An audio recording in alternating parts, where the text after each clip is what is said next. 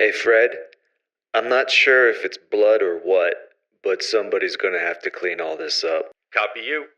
Thank you. Thank you for being here. Welcome. We have Eric Foss, my new audio guy, is here today. Eric Foss, director of photography, here to talk to us today. Thank you. Yeah, thanks for being here, my man. Thanks for having me, man. It's good to see you. I was good seeing you too. I was looking forward to having you here. What's a couple questions? Do you remember where we met? Because I do. Ecuador? Yes. Yeah. That's exactly where we met. That was the first one that we did. Yeah. Do you like international travel or domestic shoots? Which one do you prefer better? I think I prefer international just because it's I don't know, it's something new. I like exploring. I like seeing new things. Yeah. Where did you start off? Where did you go to school? I went to school at USC, Uh-huh. and graduated 2010, and kind of was hungry for a long time. Did a lot of really bad independent films that for some reason keep going to the known for IMDb things on my profile. I don't know why. I think there's a movie called Dementia that is that's the first one that's always on there, and I was 4 days a gaffer on that, and I don't know. So I did a lot of the indie film stuff around LA, and then just kind of started getting to some slightly bigger things, and then got called for Naked and Afraid. Nice. What got you into entertainment? What made you want to start doing that from the beginning? Mostly stupidity. Just total, a lot of ego. Yeah. That also helped. No, I was in high school, and there was a film class that was offered, and I took it because I needed an elective, and I was kind of gonna phone it in. I had a lot of hard classes. I took all the hard classes in high school, and so I just needed a mental break. But then the first film I made, I fell in love with it, and had no trouble staying up all night editing. And I thought it was so cool to do so many arts on one project. What was that film? It was called Gone Bananas. What was it about? It was about a banana costume that this kid buys, and it possesses him, and then he goes on a rampage through the city, and I don't even remember. I remember two scenes. One, he clotheslines this dude just running through a park. And that banana costume. Yeah, and the guy that played the banana costume also played the guy that getting clotheslined, because he was the only one that would do a stunt. And he literally did he backflipped with the clothes. It was it looked painful. It was damn. How'd you edit that together? It was just one wide shot. It was one wide shot because he actually did the thing that hurt him. He survived though. And then there's another scene where the banana guy grabbed a baby and throws him off the ground. It wasn't a real baby. You couldn't get permits for the real baby? Yeah, the real baby had some issues with that scene. So how long was that film? I think 8 minutes or something. Oh, okay. That. It wasn't a full length feature. Yeah, it was a full length carrying feature that banana. We were developing that character. You really for a wanted long to flesh time. out Yeah. that banana costume. Yeah. That's awesome. Were you? Do you like messing around with computers? Were you always like that, anyways? Yeah. My dad always had a computer, and I was always pretty fascinated with them when I was younger. Do you ever feel editing or knowing that stuff helps with what you're doing? Hurts? Oh, absolutely. Yeah. I think that, as a shooter, specifically the style of shooting that we do on these follow doc things, often single cam, you're editing while you're shooting, right? So you're thinking what is the editor, what does the editor need to cut the scene together? Because it's if you stay on a wide, then it's just going to be a boring wide. They want let's say someone's gonna they're going after a snake, right? So you might start on a wide to establish the space, and then it's what tool do they have? Get a close up of the tool. What are they going towards? Get a shot of the snake. get a shot of their eyes, like the intensity or whatever, and you have to do all that before, like, you're not stopping them, right? Like, they want to eat something. So you get all that before, and sometimes you don't. Sometimes you don't get it. But you get that final like capture moment if you can, and then hopefully it's a scene. But yeah, I do think that.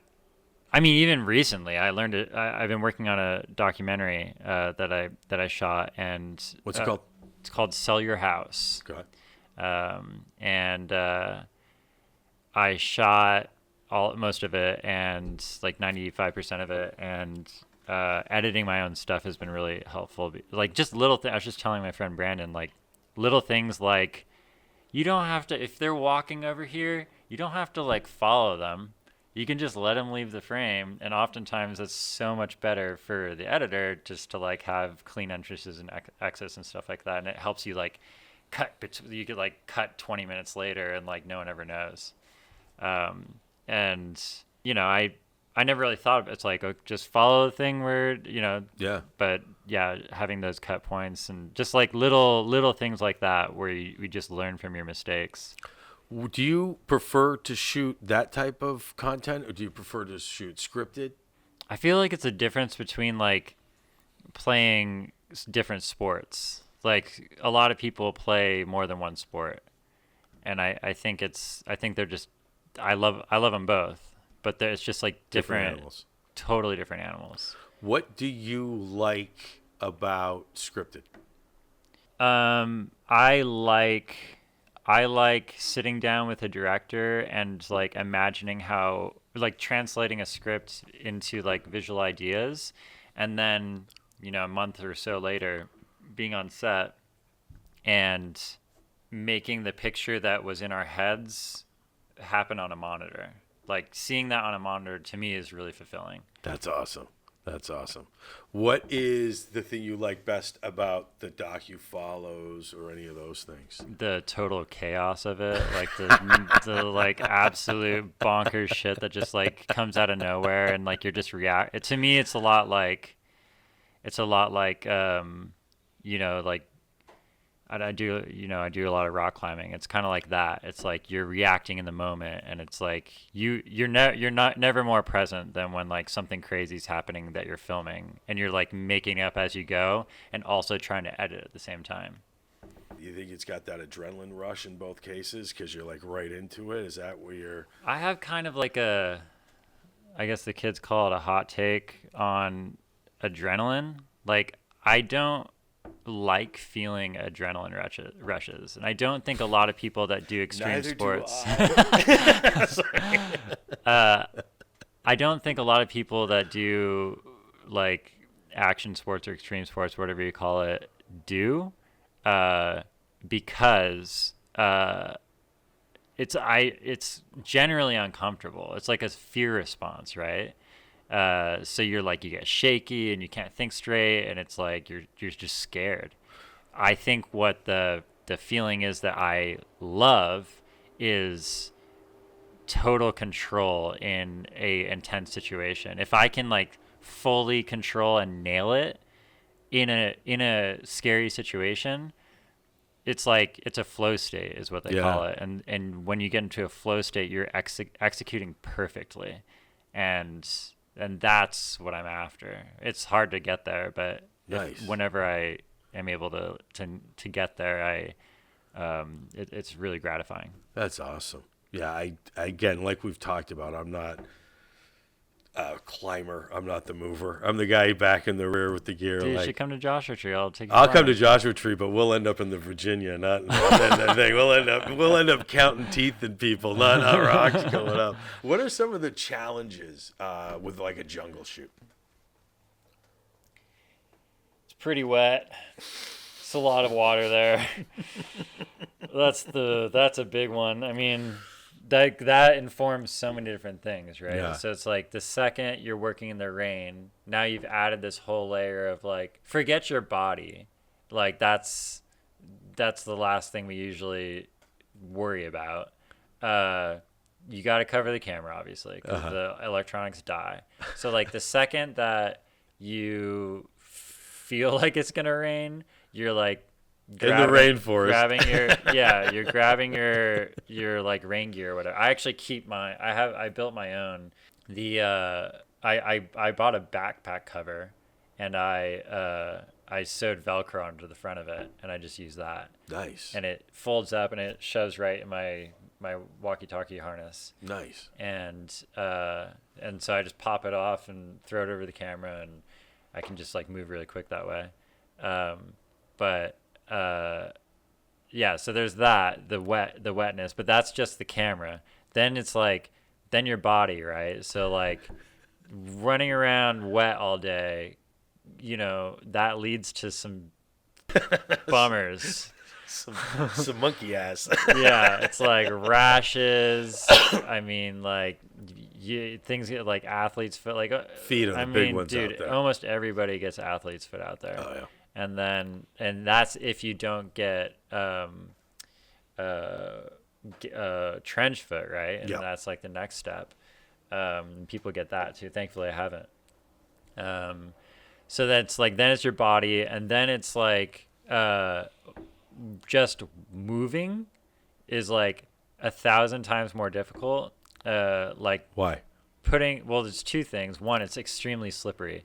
You remember the Ecuadorian mud? It was horrible. There's nothing more slippery We than lost a jungle cast mud. member in 4 hours on the mud. Oh, right. Totally. Yeah, I was on broke a that knee. team. Yeah, broke a leg. And right off that slip. Yep. It's like the most slippery substance on the planet, I think, is Ecuadorian mud.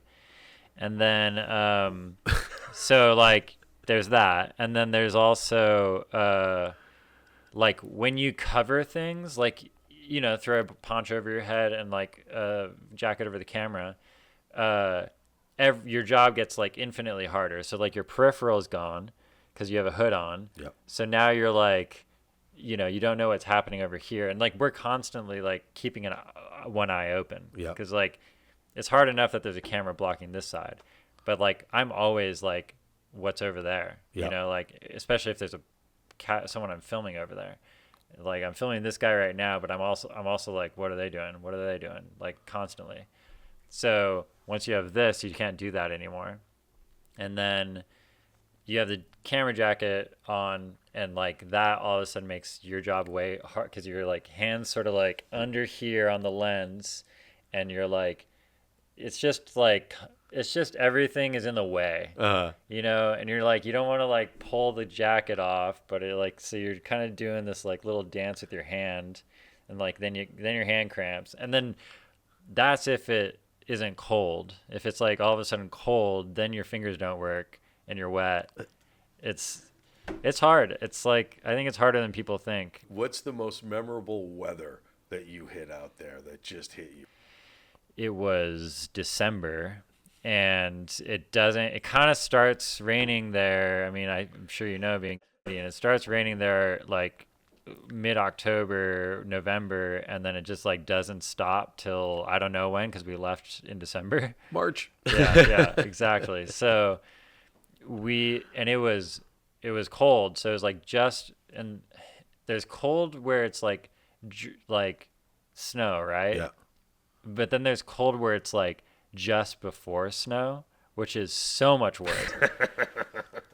Because then you're soaking wet, and then like it's windy, and then like, so things are like your fingers are freezing, and like you can't really, like, I had gloves, but they were soaked. So like I just took them off. Uh-huh. And you're like trying to manipulate, it's like fine movements on a lens, you know, like really fine movements to like make it look good. And my fingers just like I was like trying to do this, and like my hand, I was like, do this hand, and then like it just wouldn't move. So I was just like, all right, I don't know. I just like stayed wide for a while and just like stuck my hand in my armpit. What do you think of like GoPros? What do you think of those? Like how, like, did they help? Is it good having those around? I think two things have changed the way that people shoot more than anything, and that's GoPros and drones.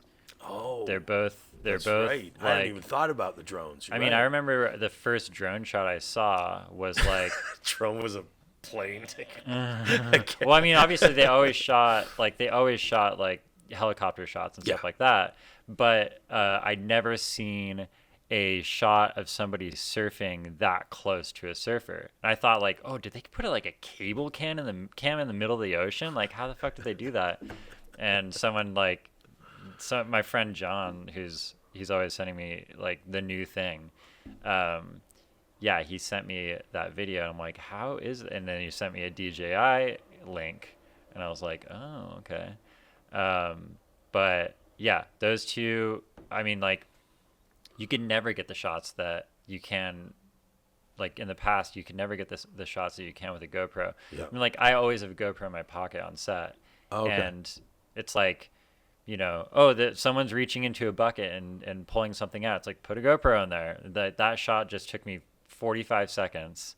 And now I have a cut point. Like, the editors love it. It's like, it just... That's great. It changes the game. And it, like, that literally, it was like one button, put it down, you get the shot. Like, hey, can you just do that again real quick? Yeah. You do it. You put it back in your pocket. You forget to cut the camera, and then you hand it back to your AC, and they're like, what the fuck? Where... I formatted the code. where was the what's the worst GoPro you ever broke then? You ever like just whip one off the wrong way? It's like, oh, and there it goes. That's never coming back. I try to break GoPros. They're really hard to break.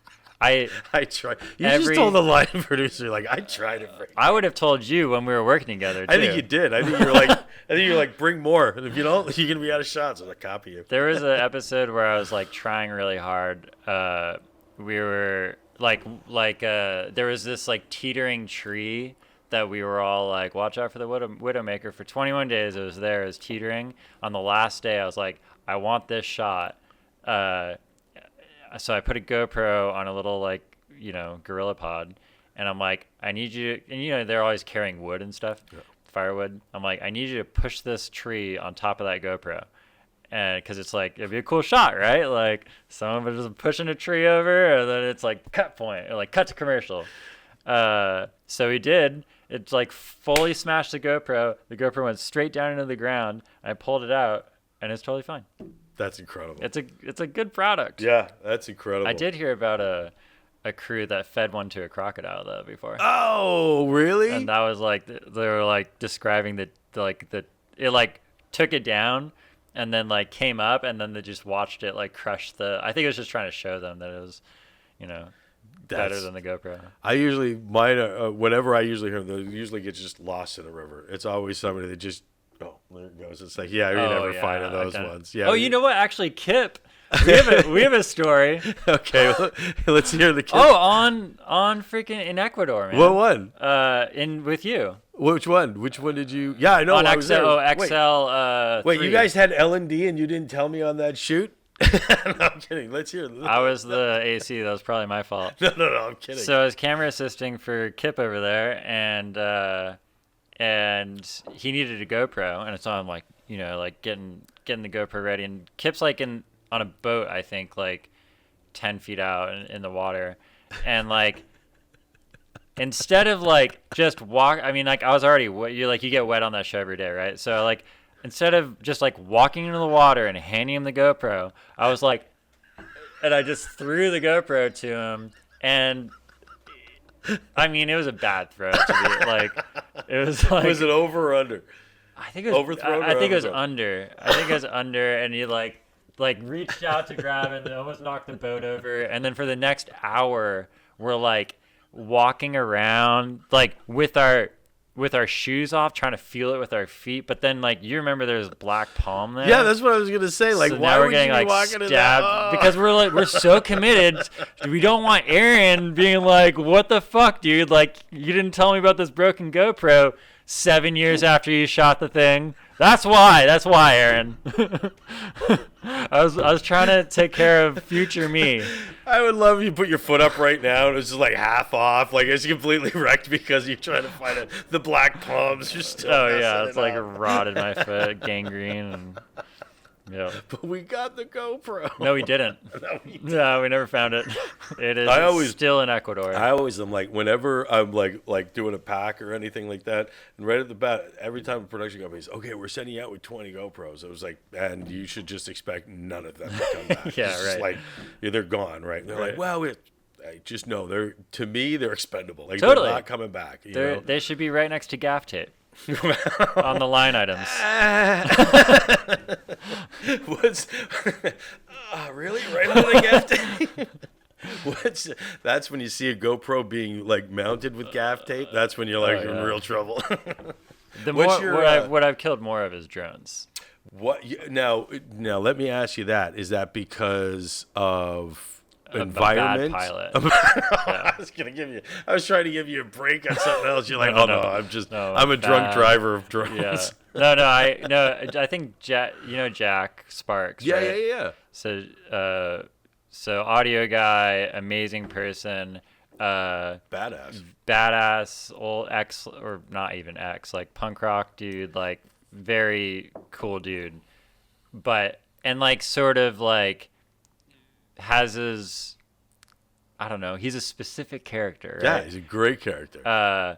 But as like rough around the edges as he is, covered in tattoos, whatever, he has like the greatest moments of like wisdom that I've ever received from any person. Like someone where you don't like see the guy like covered in tattoos riding a motorcycle and you're like, I'm going to ask that guy about my life, you know, like Yep. He probably has some good advice, but Jack does. And one of the best pieces of advice he ever gave me was, again, in Ecuador, you weren't there this time. I was flying. We like to do a lot is just like get close to stuff because it looks great, right? So I'm flying, and there's cast members in a raft, and it's like extraction day. They're like getting out of their 21-day challenge, and I fly down, and I'm like doing orbits around them, like in the Death Star of the trees, right? Like kind of just like, you know, like have all these trees passing, and I'm like going around like raft or whatever, and like Jack's watching me. He's like, dude, that was fucking rad. Don't get greedy. And I was like, I'm just going to get this one. Just drone explodes. And I'm like, ah. He's like, told you, man, don't get greedy. And every time I fly a drone, I have Jack on my head now saying, don't get greedy. Good advice. Do you like flying a drone? You like shooting with a drone? For sure. Yeah, it is fun for you. Fun. It's also nice to like have the cinder block off your shoulder every so often. Yeah.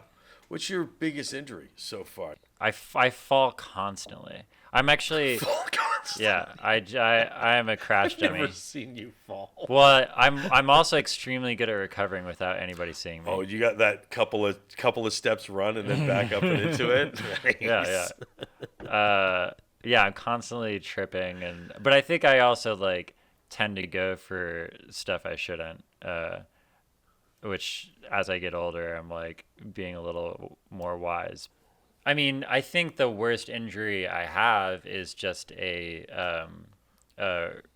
repetitive stress injury in my right shoulder. Yeah. And I think that a lot of us have that. And I'm not sure if it was, I have a torn labrum, and that's like, you can still work with that. Like, I don't really feel it.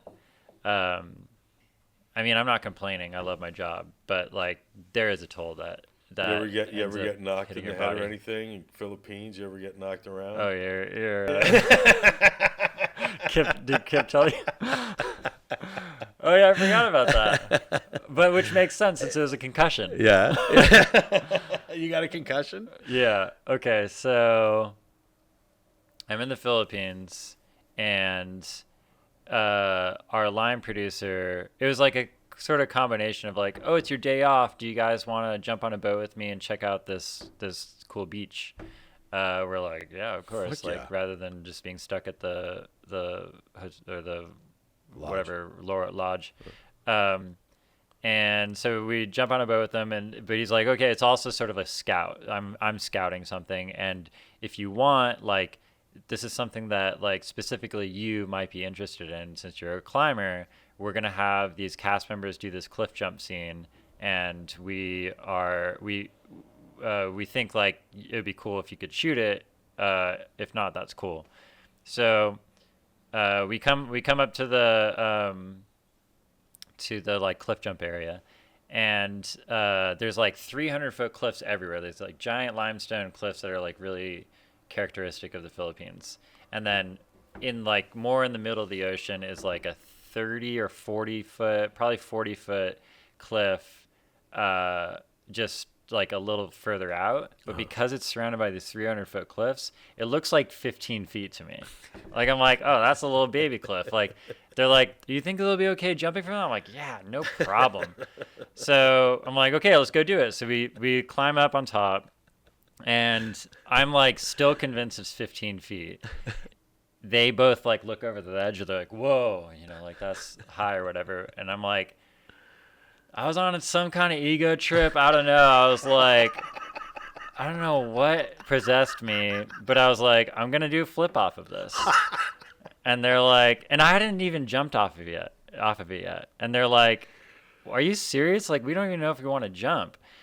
So they go down, they go climb back down. And then I just huck a front flip, and I'm like, oh, I should have hit the water already. And I'm like still falling, but my momentum, I'm not like a acrobat. Yeah. My momentum is still going. So I keep flipping, and I fully just like face first, like all momentum, just like forehead into the water. And I like pop up. I'm fully knocked the wind out of me.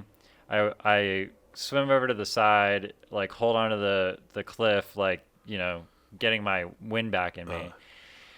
And I'm like, the first thing that our line producer says is, what do you say? Like something like the Olympics joke, like you didn't stick the landing, but I give you a 10 for the flip or something like that. Or no, like the German gave you a 5 or something like that. The referee or the judge. Anyway, so I come up and I'm like, he's like, are you okay? I'm like, yeah, actually, I think I'm fine. Like, that was a little rough, but I think I'm okay. I had like a bloody nose or something. So I get back up on the boat, and then that's what I remember. Oh. So what is told to me is I then went back up on the cliff, and so I jumped again apparently, and then as I like vaguely sort of remember being like, guys, I have a concussion. And then the next thing I remember, we're like halfway home, going as fast as we can to get back to the lodge, and they're asking me questions, and they're like, they had been asking me questions for a while, just trying to keep me awake, and apparently I was like not making any sense. And I look over at Mike, and Mike has this like total look of terror on his face, like he's watching somebody die. So then, how long were you out? I think that was like, I mean, like I was awake. I wasn't like asleep. Yeah, right? no, but yeah. 20 minutes probably. Oh. Yeah, I blocked out for like 20 minutes, and then I lived, and everything was fine. I'm still alive. I just have a few less brain cells. Damn. See, stop jumping off stuff. You can't climb stuff. The problem, yeah, I don't know if that's ever gonna happen. I know. The problem is I've jumped off of way too many things and lived. See, I've never died. Well, that's good. That's the problem. That's a good thing. Because if I died, I would stop doing that. I myself have never jumped off of anything, and I also have not died. I too am in the same boat as you. I remember once I think I got afraid of heights. I fell off like a roof when I was a kid, knocked myself out, and ever since then I've had this. I see heights and I'm like, I was in South Africa and I did that the world's biggest bungee jump. Oh, cool. Yeah, Beltrans. Yeah. But I got up there and I got to the edge, and I'm like, my body won't let me go. And the two guys come over, they're like, no problem. I was like, you're going to have to push me. Like, my body will not go off of this thing. And they go, we're going to count to 3 and push it. And I go, okay. And they go, 1. And they just haul me right off. And I was just like, I look like greatest American hero going off of this thing. And yeah, to this day. I wonder if they know from experience that they can't count to 3. Yeah, and they do. They do. They're like, literally, right? they're like, no, they literally, they say afterwards, they go, we always throw them on 1. Yeah. We always throw them on 1. I feel like it's safer. Yeah, they're like, just get they're already tied up, right? Yeah. Ooh, that was a big one for me. I was like, ooh. What was one of your favorite places to shoot in the world? I mean, I love the Philippines for the culture. I love South Africa for like its amazing beauty. But I think I think it started off as like my least favorite and is now one of my favorites just because I like recognize um the the experience that I could only have like working on something. Like I would never choose to go here, which is Guyana. Oh, yeah. And there's a lot of like really intense stories from all the episodes we've shot there. Like everybody's always like telling these horror stories, and I'm one of those people. But yeah, I think that that place is one of the most incredible places on the planet by far. It's just like a very virgin landscape, very untouched, and I've never seen so many animals. When it was my first travel show was Guyana, and I was like, oh, this is just what it always is. Like I was like, we're seeing like animals I didn't even know existed every day. I was like seeing new animal every day, like anaconda, giant otters, giant anteaters, howler monkeys, like these massive bugs that like who knows if it's even in like the textbook or whatever. But yeah, so I don't think I appreciated it originally, and then we did 3 episodes, like 3 months there, and then I did a bunch of other shows, and then like 5 or 6 years later, I went back there, not looking forward to it because I kind of had it was hard for me that first leg, and then yeah, I went back and yeah, was really able to appreciate the beauty of that place. That's great. That's amazing. And also like the fact that part of the country is extremely undeveloped and people live like more primitively. I don't know if that's the right way to say it, but like they just have less. And so they do more, they do a lot with a little. And they still have like a strong sense of their Amerindian culture. And they're proud of it too, and it's cool to see that. Yeah, that's cool. With all your traveling and all the stuff you've seen, you were just saying like most beautiful. You ever seen anything that you've never been able to explain? Like a UFO or something? The UFO, supernatural, something in the bush, some person, something growing off their body. I don't know. What have you ever come across something where it's just like, oh. The biggest thing was just like how cool you look whenever I work with you. It's like you walking. I'm like, I can't explain that, man. You just look so cool walking through the jungle. Well, we know that. There's nothing wrong with your eyes. Now we know you got 20/20. But I do that a lot. I do a lot of stopping and model looking. Yeah. As a producer, after you've spent a long day, there's nothing better than somebody who's been back at the lodge all day, showering, eating, to come on and do nothing but like crack jokes. Yeah. Do little moves and stuff. Crew love that. Yeah. Do you ever just like, God, why do you guys smell so bad? No, that's the cast in most of your stuff. Yeah. Yeah. What's the worst setup you had as far as like where you had to like sleep and shower for a shoot for a while? I think like on paper worst, but like again looking back on it, one of the best was in Guyana. My very first episode actually. Yeah. I mean it was a cement foundation with a palm roof and no walls. And that was my room, and I had a bed with mosquito net. That was my room, and there was a toilet in the back with no ceiling. There's no roof, which actually is the best way to take a shit, in my opinion. Like seeing the sky is rad. I see. I'm a shy pooper, so I need that enclosed. What, are you worried about God seeing you or something? Yeah. I don't know. I just don't ever. I don't know. I'm like a dog. I'm like, what? Just what are you looking at me for? I don't need this. I don't need this. You know what I mean? I don't know. I did a lot of your little cave. I think what it was I shot, and I'd kind of got into quite a few of Lockup. and different prison shows. And I think after just seeing a couple of people in those moments of like, hello, like they're just like, I don't care where I am in the world. This just in general isn't good. Yeah, you gotta like exercise your privilege to like be alone. What's your favorite thing about what you do? A new thing every day. Yeah. Yeah, I like tackling new problems every day, and well, actually, can I change that answer? Yeah. I like I'm really confused about life. And so that line starts to the right and it goes around the corner. So cue up.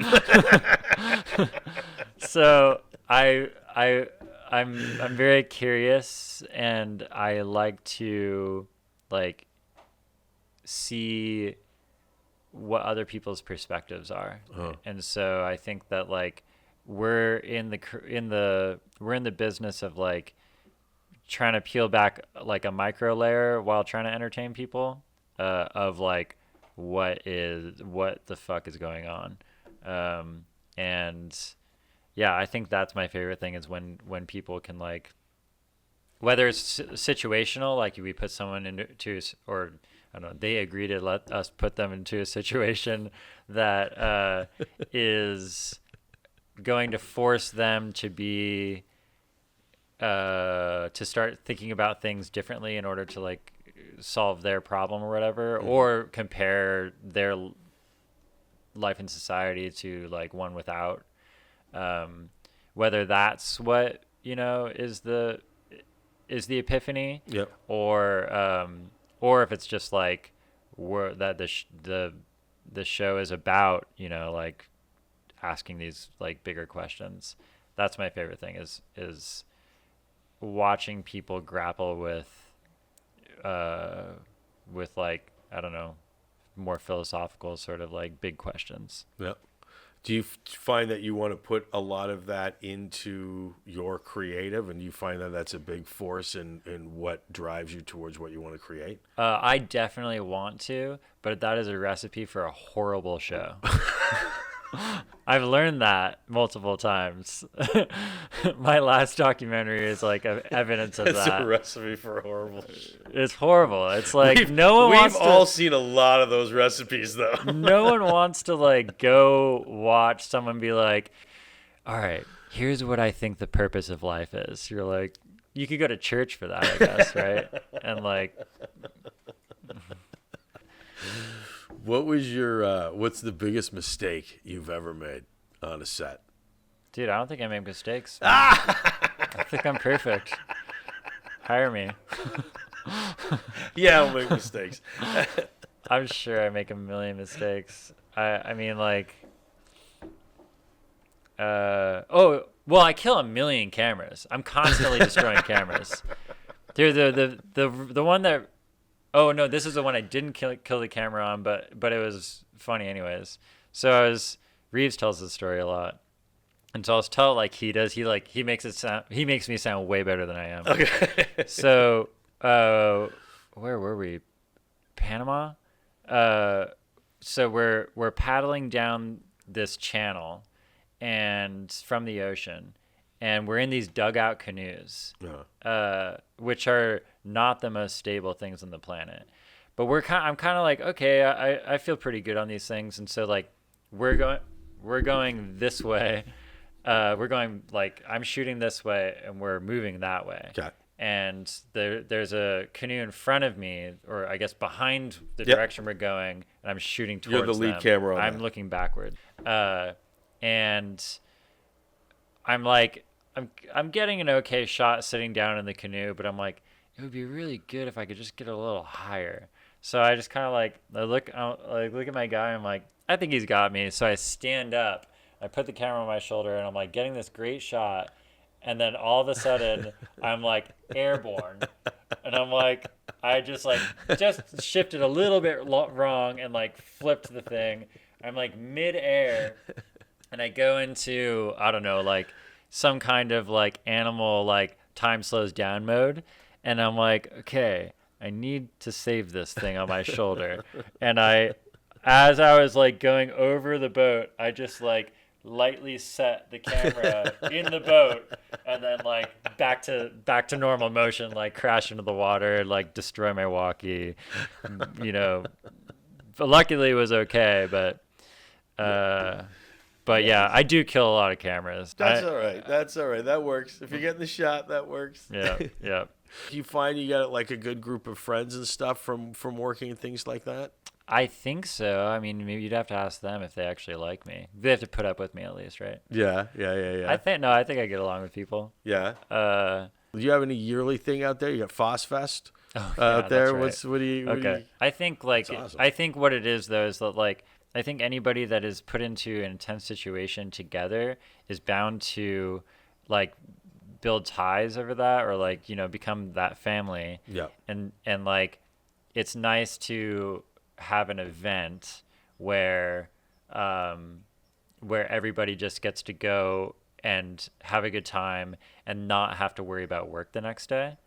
And so that was the whole idea behind it, is like, what if we could reproduce the celebrations we have in the field here at home, in the comfort of home, without having to work. That's awesome. So that's the idea. And so it's been good. How many you've had now? 2. Nice. Yeah. Nice. And I think it has to go every year now. I'm a victim of my own success. You got a lot of people going now? I think we had each time we had maybe 20 or 30 or so. Games, you got a game day and all that? Yeah, we shoot each other with bows and arrows, and and then I bought some pellet guns. We did that, and we have a fire building competition, and Jeff Deeth has won both years, twice in a row. Of course he has. Which is so frustrating. We just want Jeff to lose, but he keeps winning. It's he just sits and listens. He picks up all the information, knows how to do it immediately. And then, exactly. Yeah, oh, I got it. Do you like shooting your own stuff? You like doing your own projects? I do. I mean, I've always done my own projects. What do you got going now? It's either going to be a feature documentary or a series called Sell Your House. Oh, okay. What's that about? It's about a green film director who convinces a T-shirt salesman to sell his house to finance his movie. And so the guy sells his house to finance a movie, and they work together to make this thing a reality. Nice. Francis is the director, and he's only made 3 short films and 4 music videos. Uh-huh. And he met the guy who sold his house at a film festival, and that guy loved his work and was like, let's make a movie together. Francis freaked out, wrote a script in 3 weeks, sent it to that guy. He loved it, and then he called his realtor and got rid of his house. Damn. Yeah. Damn. Yeah. Well, we'll put up a website too, so people can Cool. check it out. Thank Is that you. cool? Well, Nice. there's a crowdfunding going on right now, actually. We'll put it up right here. We'll put it up right here, and people can check it out. Oh, right? Sweet. I just fucked up. No, you got to do that. You got to do jazz hands. Yeah. So you're not getting in the way of it. Thank you so much for coming in today. Of course, man. I man. appreciate Thanks for that. having me. That's awesome. No, I appreciate it. Well, thank you again, my man. Thanks for coming in. Yeah, you got it.